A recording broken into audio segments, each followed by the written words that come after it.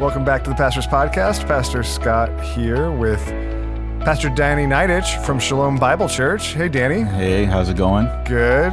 And Steph Moss with us as well. Hi, guys. Danny, how you doing? All right. You're doing all right? Doing all right. Hanging in there? It's a little craziness, but yeah. Okay. Right. So this podcast is going to be about Prodigal Sons, and you're going to update on the ministry and things like that. But how about before we do that, I would love to get an update, just a quick update on how things are going with Shalom, man. How I think it's been a little crazy week. Yeah. You preached last minute. I preached last minute. Yeah. Okay. How does that happen? I think people don't normally think about that, but like, yeah. How do you have to preach last minute?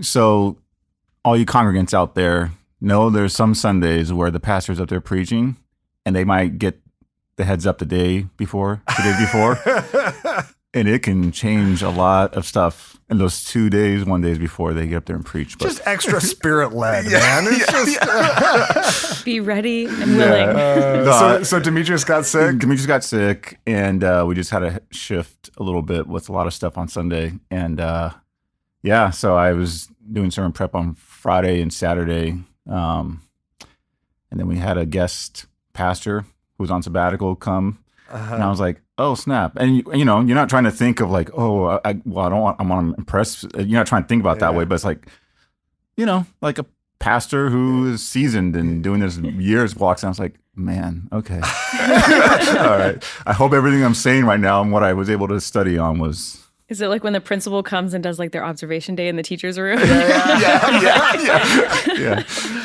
Everybody say amen after everything I say. Yeah. No, but yeah, it was a little bit of a crazy week. Oh man. Thanks for coming. Yeah. And dude, the Lord's so faithful in that. And absolutely. You're like your people know and love you, and I'm sure it was super blessed. Like the Lord uses those things in unique ways. You know? And you get to see a little bit of like, thank you, Lord, for getting me through that and stuff. But yeah, Shalom's good. We're just still meeting in the backyard. We're kind of looking at some new locations, potentially in South Central LA still. We're not like replanting somewhere else. For some new locations in Whittier. Yeah. We're going to go to Orange County. But no, we're trying to find like a location and stuff like that. That's not Demetrius and Estella's backyard. Exactly. Yeah. In South Central LA still. So, but it's going good. Actually, that's just a good quick note. That's a huge prayer request. If people would be praying for Shalom, I know you guys are looking diligently, and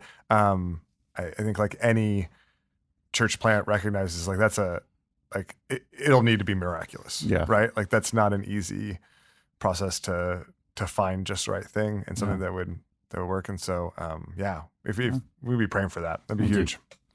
Yeah. So while the things with the church have the Lord's been super gracious and continuing to grow the church there, you've also just been continuing with Prodigal Sons and the work that you started. Man, how many years ago now? I'm going to put you on the spot. Yeah. It was about 10 years ago, 10 to 11, that I started it as a ministry of Cornerstone.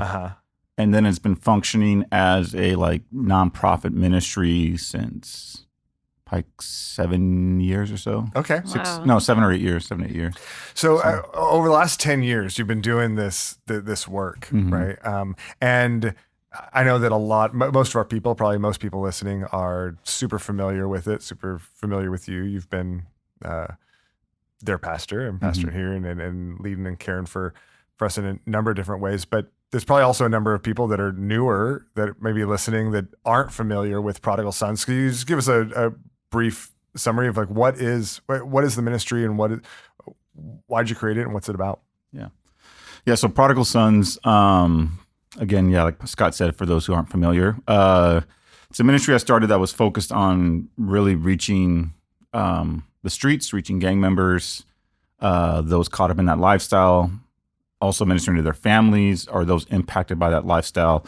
Just ministering them, sharing the love of Christ with them, and wanting to do that and see the local church step in into that context of ministering as well. And so it's a kind of a two-part ministry where it is a focus on ministering to those gang members, ministering to their families, developing relationships, living life with people, really. It's not about like just getting a result. It's living life with people, but then also discipling and equipping churches and people within the church to step into that as well, especially churches that are in communities where there's gangs, but there's really been no connection made. And so that's kind of a lot of our focus is those areas and stuff. And so that's what we've been doing. Awesome. That's what we do. Could I ask you to just kind of specify? So I think a lot of people think of our church being situated in West LA, and West LA has a very different identity than a neighborhood that has gang activity. And I think unless I don't think many people know that this area does. So like,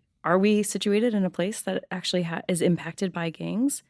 Yes. West LA, the West Side, I should say, has changed quite a bit over the years since I grew up on the West Side. So I've seen the changes, but yeah, you got where Cornerstone's at. There's a gang that's been here since like the 40s and 50s. You have a couple gangs in Venice. You have a gang in Culver City. You have a gang in Santa Monica. You have 2 gangs in the Palms area. So just in the immediate context of where a lot of Cornerstone, West LA people live, these are some of the neighbors in these neighboring communities and stuff like that. Thanks. So it's my sense, and you can correct me if I'm wrong, man, but like, while there's some kind of activity here, even just particularly around the church campus, that there's even more, that things are even more active, like in Venice and Culver City.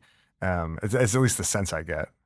Yeah, I mean, it kind of goes up and down depending on the context of like the community and stuff like that. Like at times, it seems like maybe one area it might pick up a little bit more, another area might pick up a little bit more.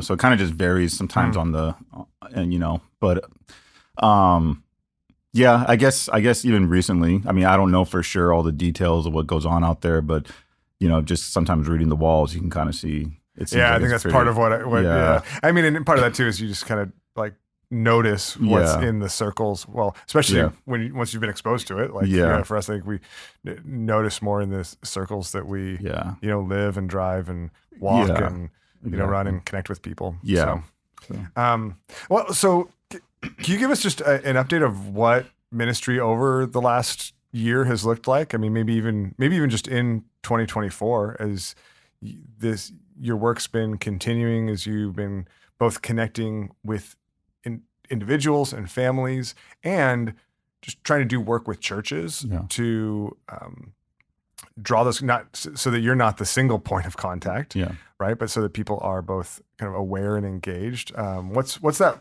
looked like recently? I would say on the outreach side of things, like I was trying to like write down or just come up with like the number of like how many families we're connected to, like actively, in terms of so we take food boxes to people sometimes, we take baby supplies to people, like diapers and wipes if a baby or people are having a baby. Obviously we have like benevolence funds for people who might have an immediate need sometimes. And so I was looking like all these families and people, also with our car washes that we've done at the church or Thursday basketball, like I tried to just compile a list of like anybody who I knew that I've kind of just been connected. And there's like 50 plus active relationships that have been going on even this year. Like I'm having to like look through and like plan out like, when can I go see this person? When can I go see that person? When can I go visit this person?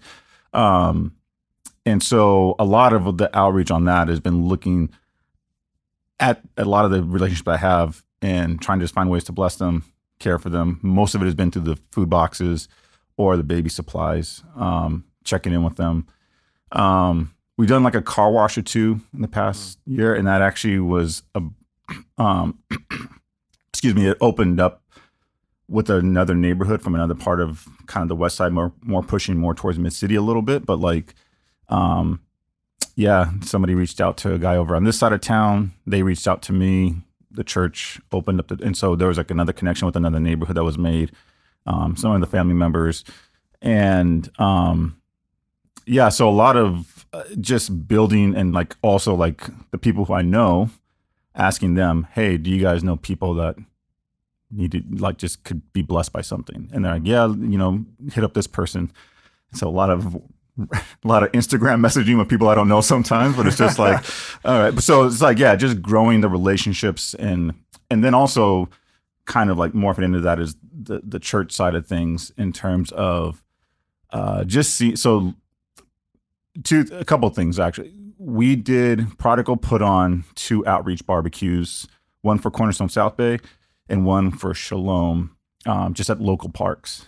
One was at a park in Hawthorne and one was in South Central LA, the block away from where we meet from church. And so Prodigal, what we just do is we kind of buy everything that's needed to do the barbecue, and we just let the church go and connect with the community. Specifically with those churches where I'm at, Shalom and Cornerstone South Bay, there's not like an immediate bridge or connection like there is here. Like I was able to build a bridge and connection here with the local gang around here, and Cornerstone has that now. Shalom and South Bay doesn't have that. So with them, it's a lot of starting from the grounds up, and community engagement over there is ways you can kind of just maybe build a connection to meet somebody. So we sponsored 2 barbecues this year. And from what I know, I haven't talked to them recently, but they met. It wasn't just gang members; it's just people in the community. And I know South Bay met quite a few people, but 2 or 3 people started going to their church as a result of it, which is cool. Praise God, because you never know, as they might know somebody that just in terms of like our vision, what we want to see as Prodigal, but like seeing the intentionality of the community, of the churches in the community, and trying to just engage and invite people in, let people know that there's a church here that cares about them, loves them. And also, like I said, it builds in terms of like, if we can't make a connection through somebody that we already know, let's just start trying to do that in the community. Yeah. So there was those. And then obviously with Cornerstone West LA, since we left with Shalom, there's just been a lot of new faces. Obviously, you guys know if you're at Cornerstone, and seeing like a new batch of people stepping into like wanting to take part, learn. We've had people like come alongside for taking part in food box deliveries. Obviously, they come to the car washes, helping drop off gifts and baby supplies, all that stuff, and just seeing like new faces in Cornerstone, like really step into that. And that's been cool. Like I know recently, like Jen Yi and the Woos went with me to drop off a bunch of food and some not baby supplies, but food for a family. Charlie Chen, Drew Fressel, they came with me to drop one off in East LA one night and stuff. And so just seeing them come in and get engaged with these neighbors and how the neighbors are just so appreciative, like that's part of what we want to see. So. No, it's so cool. I mean, as you're describing that, whether it's the work and the personal connections here, or it's the outreach barbecues with Shalom and with Cornerstone South Bay, the image that comes to mind, man, it's like parachurch ministry at its best. And then here's what I mean by that, because I think sometimes parachurch ministry, so like ministries that are technically outside of the realm of the local church, can say, look, the church isn't doing that, so we'll do it instead, or we'll do it for them. Right. Or, they're not doing that, so we have to do it. And so they kind of create this whole program, this like that does like one piece of what the church should be doing, what the local church should be doing. And maybe they do it really well, but it's kind of siloed off. Yeah. Right. And it doesn't really have impact on the local church. It kind of is seeking to, in that lane, replace the local church. Yeah. And I think in this instance, it could be really easy to be like, well, hey, look, we need to reach people impacted by gang culture. We need to reach our community more. And so we're going to set up this parachurch that does that because the church isn't doing it. Right. Yeah. So we're going to do it instead. Yeah. But what I see in Prodigal is, instead of that kind of replacement mentality, it's this equipping and drawing mentality, right? It's saying, no, we're going to help you host an outreach barbecue. And maybe you're like, maybe that's too much. Maybe you feel like that's too much for you. Maybe you feel like, I don't know if that's our priority, but we're going to remind you that this is really important. important. Yeah. And we're not just going to remind you by teaching you that it's really important. We're going to make it possible for you. Yeah. Right? We're going to do everything we can to make these connections, to show you what it's like, to show you, number one, that you can do this too, but also like do it with you. And it opens up doors. It's really pulling the local church in the direction of our missional presence here in the community. It's making sure that we're all continually out of our seats and looking with and drawing those connections, both setting an example, but also facilitating it and making it possible. Yeah. And in that sense, instead of replacing the local church, it's strengthening the local church. And that's so, it's been such a blessing to see that here at Corson West LA, and it's exciting to see it multiple places. Yeah. I mean, you said it, like it's an opportunity for the church to be on mission together. The outside world sees, they'll see us maybe individually, but they also get to, like, the one another aspects, right? In scripture, like they get to see that lived out amongst the church. And I think also, like, and this is always one of the big things for Prodigal, like that radical picture of like heaven and like different cultures, different backgrounds, different stories, experiences, ethnicities, whatever you want to say, like to see churches that and a culture that do not necessarily always resemble each other, and to kind of see a church say, no, like forget all the societal stereotypes and like what society tells us to stay away from this group of it, like to see that picture of like love being poured in when there's like no strings attached and there's no similarities, nothing. Like I think that's just like a beautiful picture of also like just obviously Christ loving us, and just, again, just seeing like something radically different than just like, oh, let's just start up an organization over here and we'll just handle all the issues as an organization. The church can kind of just do the church. Yeah. So, okay. Go ahead, Steph. No, I was just going to say, I appreciate you mentioned strengthening the church through like equipping. One thing you didn't mention is like you also did some equipping classes this year. I know you did on loving your neighbor. Who is your neighbor? That people that are getting involved or getting impacted are our neighbors. And so I really appreciated just how you came alongside the church and continued to just equip us in that. And then I know you did one on gentrification and just really helped kind of open people's eyes to kind of what's going on in the community and how it's could be pushing people out and things like that. So the multi-pronged approach of the ministry is really, I think, fruitful. So I'd love for you to hear you talk a little bit more about that, about how you hope that the church will be strengthened. Because one of the things I appreciate about you so much, Danny, is that like you have such a love for the local church. And whereas like sometimes when people see maybe weakness or something missing in the local church, they want to like, there's like a bitterness about it, right? It's like, man, I can't believe it. But I never, even after everything you've been through, like I don't hear that from you. What I hear from you is a love for the local church that says, well, yeah, of course it's not perfect yet, right? Of course it's still growing, but I want to help it grow, right? And I want to help it become more of what Christ has designed it to be. Yeah. When you think about those things, when you think, I think maybe because of that, like I think you're so often like encouraging and affirming of the beauty of what the local church is. I would love for you to share, like, what are some of the things that you do hope the church will continue to grow in? Maybe, not because like, oh my gosh, they're missing it, they're so bad, but because there's more to be had as we are embodied here in our city. Yeah. Yeah. I think, from like just internally and then obviously externally, like just like looking at like the calls in scripture to like love your neighbor, obviously love God, love your neighbor as yourself. Like those are the two commands, right?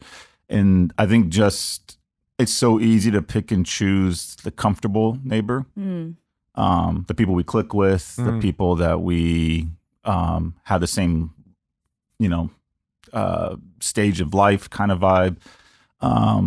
It's easy to kind of just land more and say, okay, I'm loving my neighbor, but like really, like, we've been going to the book of Luke at Shalom, and like as we've been preaching through it, just seeing like Jesus was so opposite of what the religious leaders and like society in a sense back then was like saying like, no, like you got to follow the law. You got to, and then Jesus like, no, I'm over here with the Samaritan woman, or I'm over, well, that was in John actually, but that wasn't in Luke. Maybe I'm preaching the wrong one right there. But like, but the woman, I remember one was like the woman who was, reached out to him. She was bleeding for 12 years. Oh yeah. And it's like, she's not supposed to be in the midst of this group of people because everybody else can become unclean.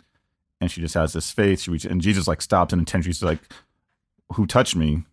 But he knew, but it's also like, but I want to give this woman value and dignity. She's part of our kingdom now. She's part of us. Like, you know, she's not an outcast. She's not, and I think seeing that mindset and that heart of Jesus being kingdom focused is such a big picture to see. Like, look at like the kingdom's not just for the people that we can easily click with. It's like the ones on the outskirts of society, the ones everybody wants to kind of do away with. Like Jesus welcomes them in. If we're called to be Christ followers and following those steps of the kingdom mindset too, like we should have that same kind of heart for the marginalized. I mean, I'll say, in a general sense, the marginalized or the outcasts and stuff. And so I think internally seeing people grow in that heart, like, and that's even for me too. Like I'm growing in that, you know, I haven't never arrived at anything with it, but also though, externally, just seeing people, like I said, we've had people like just express interest. I've had people like meet up with me, want to get meals or coffee and just talk about like,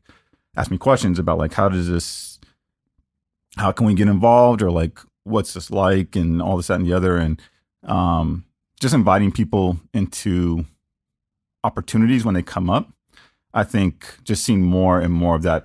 It is kind of a little bit of a pick and choose. Like I can't, like not every situation like allows for like involvement all the time. But I think just seeing people consistently willing and wanting to take part and participate in loving neighbors, learning about how to love their neighbors. I think those are things for the church we want to see. And then like where we're at with South Bay and Shalom, even as we're looking at our church partners and everything, kind of, again, from a ground up perspective, because it's just, those are different contexts over there. And especially in South Central LA, you really see the impact on a community as a whole over there. Like I woke up on Sunday to go preach, and I had an alert on my phone that like a triple shooting happened 6 blocks from the church and someone died. And, you know, like that's just the reality. Like that's, I don't want to say like it's normal, like it's normal, but it's normal. And how do we as a church family like care about that? But like, how do we also step in wisely, lovingly, because so many people are hurting and traumatized and stuff. So, and it's really easy to just turn away. Yeah.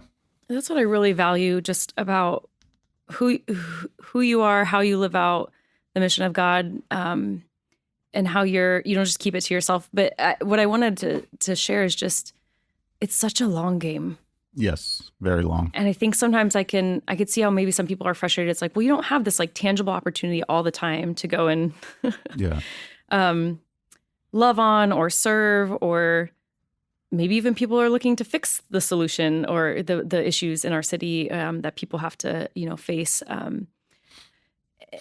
But instead, it's just such a long game of the transformation of the heart, right? So that now, after going to one of your equipping classes, that somebody now, when they see something tagged 2 blocks from church, they now understand that tag isn't just a random word on a wall. They understand there's like meaning to that, and that I've heard people say like now they understand when they see that, and they can pause and pray. Yeah, they can set it. Charlie Chen is good at that. Yeah, it's like not saying anymore like, oh, look at this.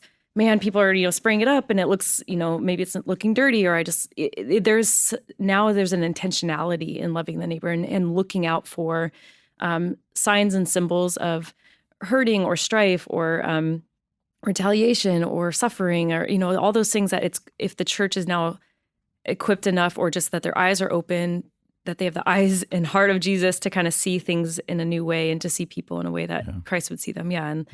And then if there's opportunities to engage. And but it's a long game, the relational ministry, right? Not just like this kind of exchange of goods or services or solutions focused. It's we're with you. I appreciate that. I think it's important. I fall into this trap. I think I think we always want, not everybody, but we want sometimes just to like be a part of a result. Mm-hmm. And we want to see the result, and we want to kind of have like the rally numbers of all this that's happened. And that's great. Like, you know, praise God for the work he does in those contexts. But I think like we also need to like be praising God for the moments of just like, I'm going to pray for somebody I don't know. I may never connect with them. Hopefully the gospel touches down. Maybe one day in heaven we'll see each other, because I'm going to pray on behalf of this person, because no one else is praying for them in our communities. Like rarely, I'm sure, you know? And so just even that mindset of like, again, going back to the whole kingdom talk, but like kingdom work. I had people praying for me. I didn't know about it after, you know, years down the road. Like, it's just like little simple things of like, we can be doing like this kingdom mindset, kingdom work, missional work by just praying in context where we're never going to know. Like I might not know this name on the wall, but like, I'll pray for them. And hopefully the gospel somehow touches down in their hearts and their life at some point, you know? Well, and even just how praying for them, the gospel is touching down in me, right? It continues to turn my heart more and more like Christ's, like that it's a softening of my heart towards the suffering of the world and my neighbor, right? And that intentional kind of heart work and So thanks for inviting us into that and just helping to open the eyes of the local church to all these things. Absolutely. Danny, I'd love to give you an opportunity to share if there's any either stories or specific maybe things over that, you know, we've kind of talked about it from a big picture perspective and what it looks like for the city and equipping the church and why that's important and what that looks like. I'd love if you're willing to just share maybe an anecdote of what, or an example of what does that look like or what has that looked like, you know, over the last few months? Yeah. So you're saying, I'm sorry, for like just an example of a relationship or just what has the work of Prodigal looked like, you know, on the ground, maybe a story with a person or something like that. I know, like, I guess it's kind of like a combo of like the equipping and like the relational side. Like I'm back in, I think it was like May or June. You guys, everybody from Cornerstone, if you've been at Harvest Festival at some point in the past, knows of the homeboy Chino. He does the hot dogs. So I've had a close bond with him. He's come to a couple of like, obviously he's come to stuff here at Cornerstone for Harvest Festival, but like he's come to like one or two hangouts at Shalom when he was living closer by. But he's somebody periodically I check in with and just like, hey, you know, like, and so we, I took Charlie Chen and Drew Fressel with me to, they go to Cornerstone. They came with me to deliver this food box to him in East LA. And, I got there and he's like, man, you're always right on time, man. I was like, I know he's not talking about literally me arriving there, but he was talking about just like the blessing of the food and just like, he's like, yeah. And, you know, and I don't know all the struggles maybe he might, like him and his family might have and stuff like that, but I know he's always saying like the food is such a blessing and just he's like, man, this is, you know, so, and like when we were there, like, and he just starts talking, like, no problem. We're there for like 30 minutes, 20 minutes talking to him. He's talking to Charlie and Drew, who don't really know him at all, but he's just chopping it up with them. And he gets a call from his kids FaceTime him. His kids are like, I don't know. They're both like younger than 10 for sure. But his kids FaceTime him. He gets on the phone. And he's like, hey, he's like, do you remember? Look at it's so-and-so. He's like showing them Charlie and Drew, like who they have no idea who it is, you know? And they're like, hi, you know what I'm saying? He's like, yeah, they brought us the food again. And just, he's so excited. The kids are excited. And they look at me, they're like, oh yeah, you're the food and present guy or something like that, you know? And so like, but yeah, like just seeing like that blessing and like also seeing the church step into that, like, and just seeing the connections, like that's what we want to see. Obviously there's a bigger picture in all of this, you know, but like, I think continually seeing, how loving people like just go so much further than we realize. And I was just going to like literally, again, I've done this so many times. It's like, okay, dropping off food again, like we're gonna help. But like, I think to see the gratitude and knowing that it means a lot, and then also like him recognizing the church too, like with just these other faces that are there, like so grateful. And sometimes it just provides for a little fun. He was teaching them about how to make prison food and stuff like that. Out of ramen? Yeah, like the spread, you know, they talk about the spread and he's like, you guys ever heard of that? And they're like, no, what is that? And so, you know, but just kind of seeing the dynamics of, you know, those little things like that. It's just kind of a cool little, but it's also just such a blessing to see. And again, seeing people. And also even after that, like we're driving through like Ball Heights, East LA, like, and Charlie and Drew, like they have questions about like, what's it like over here? And like, what's this community like? It's also more equipping time, you know, in a sense. And so, yeah. That's cool. That's cool.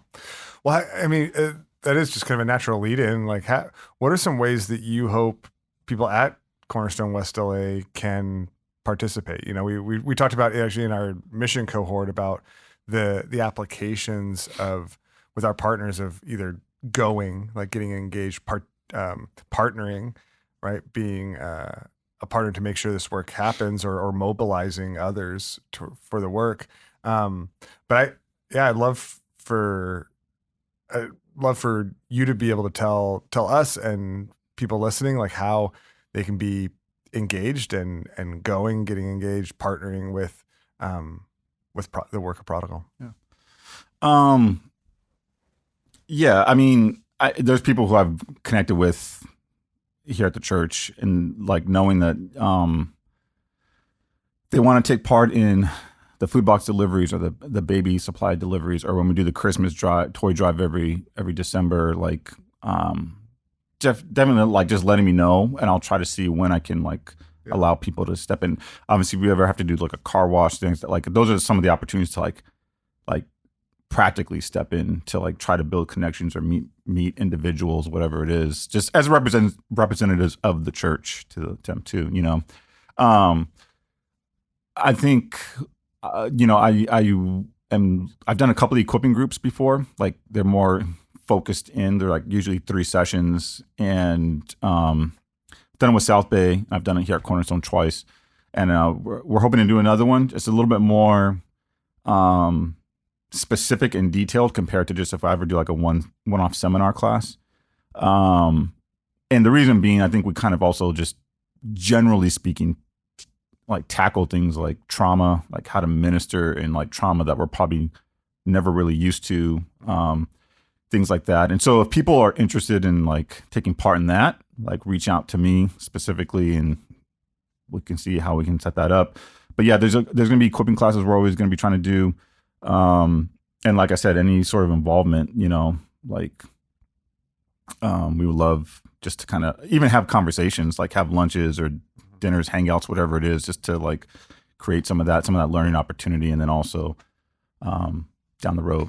Yeah, I mean, it makes me think like I mean, I imagine a discipleship community could even invite you to come and just spend an evening together talking about their neighborhood, right? And what it looks like. Exactly. Yeah, that'd be great too. Yeah, if there's groups out there, like you're saying, Scott, the discipleship communities, like love to do that as well.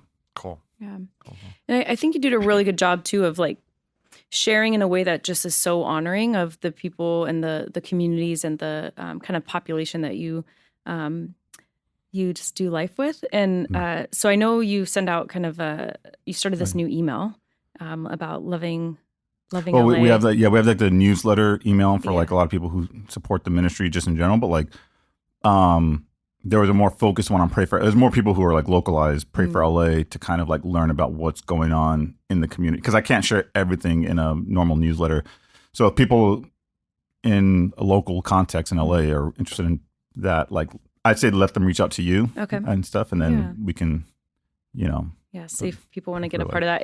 It's a really tangible way to be praying for the city, and I think you do a great job of kind of summarizing some. I don't want to say the word highlighting because I think that makes it sound like it's always positive things, but it's things to open your eyes about the realities of what's going on every day in LA and how to come alongside that in prayer, which is a key part of partnering with our partners is through prayer. So if somebody was interested in getting that information or being involved, or you just reach out? What's the easiest way to reach out to you? I would say probably email. You can just email me, daniel@prodigalsonsinc.org. I don't know, is that like, do you guys have like little footnotes or whatever in the show notes? Show notes, there we go. Yeah, in the little blurb, we could maybe. And maybe it's not.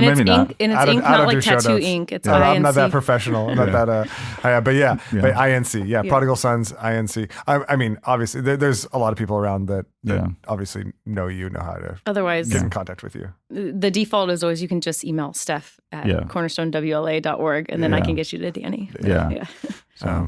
Or ask Danny's brother, Jeremy, who's sitting in the courtyard every Sunday. There's lots of options. Someone thought I was his dad last time I was here for that activity. And so he is my brother, just FYI out there, if everybody. What is it? Is it the gray and the beard? And he's the older brother, right? And he's the older brother. I know, man. Is he dyeing his hair? Is that what's going on here? We had to podcast on Jeremy's a gray beard. youthfulness. So maybe he's dyeing his mustache. Maybe he looks with a little waterproof mascara. Yeah. All right. I don't know how we got here, but we did. Well, thank you so much, man. Thanks for first of all for all the work that you're doing, and thanks for the time being able to give us a little update, and for the ways that you continue to sharpen and strengthen the local church broadly, but also our local church. It's such a blessing. Go ahead. I was just gonna say, like, for me at least, one closing thought was just, as we minister to people in any context, I think shine away from like a project mentality of like, I think we touched on it earlier about like, let's fix this or fix the problem. That's not what we're about at all. Like, it's a long game, like you said, Steph. And one of the things is, I think when we go into ministry, like, okay, we're gonna go minister to somebody, but like, I've been so blessed by the way these individuals and families have like been a blessing to me. Like, that's one thing in ministry I think we kind of miss sometimes. Like, we're so focused, like, we're gonna go do this, but we miss the blessing that God's given us with the relationship. And so many of these individuals are like such a blessing. Like, they're friends and family. Like, it's just like you get to experience all these dynamics in what God is doing. And I think, and they encourage me, they call in and check on me. Like, it's just such a cool, like, picture that I never would have thought. Like, cause I wouldn't think, I got to do outreach and ministry. It's like, no, these people care and love. And I think also looking at the context of what, again, our society always wants to tell us, like, when you get to know somebody and relationally, whatever the context, like we just got to get to know people. And love on them. Yeah. Sweet. I was going to ask, like, just to close, how can we be praying for you? I know you kind of carry a lot of heavy burdens, people's suffering and stories. And how can we be praying for you to kind of, for in this next season? Just praying for the individuals and the families, everybody out there. I mean, they're going through what, like, is burdensome to me. I can't imagine what can be burdensome for them. So always praying for them, the neighbors, I'm saying, like, and then, just always endurance and making sure the eyes of a ministry are pointed upwards. And that God would provide. I mean, we miss Brian Dillard terribly. I mean, I know he transitioned to like his other job, and we miss him terribly and stuff like that. But, there's been like changes and drop-offs financially, and obviously any sort of like outreach, like work like that, not like, it's always going to be like that. And so just that the Lord will continue to provide, because as we see, it is a blessing to a lot of people and stuff like that. So just things like that are what we're looking for prayer for. Okay. So. Thanks. Thanks so much, man. Thanks for being a part of this. Thanks for coordinating, Steph. Yeah. Thanks for making this possible. And thank you all for listening. Thanks for being a part of this journey with us. We love you, and we'll see you on Sunday.